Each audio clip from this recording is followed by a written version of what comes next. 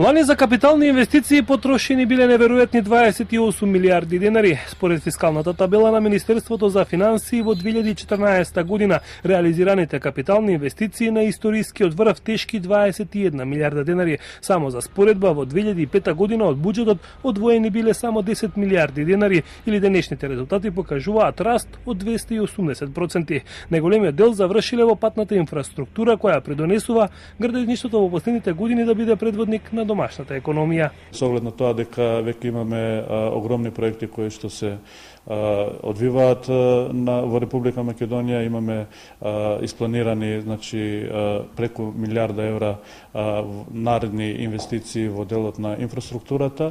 Тоа дава основа за оптимизам дека градежниот сектор и не само оваа година, туку и неколку наредни ќе биде предводник на македонската економија. За прв пат по неколку децении стартувана е изградбата на дури 104 километри современ автопат. 147 километри ќе се поврзат Скопје и Штип. Најголемата инвестиција во Западна Македонија во последните 50 на години пак е изградбата на новата делница Кичево-Охрид. Истата ќе биде во должина од 57 километри и ќе чини 374 милиони евра. Интензивно се гради автопатот Демир-Капија-Смоквица кој е во должина од 28 километри. Со години наназад се предвидува и во буџетите во расходната страна, во делот на капиталните инвестиции, каде што се става акцент да се стимулира економијата и да се направи една економска платформа која што на среден и долг рок ќе даде посигурни резултати. Во 2014 година изградени се и 5 регионални патни правци, како и експресната делница Велес-Кадрифаково во вкупна должина од над 83 километри.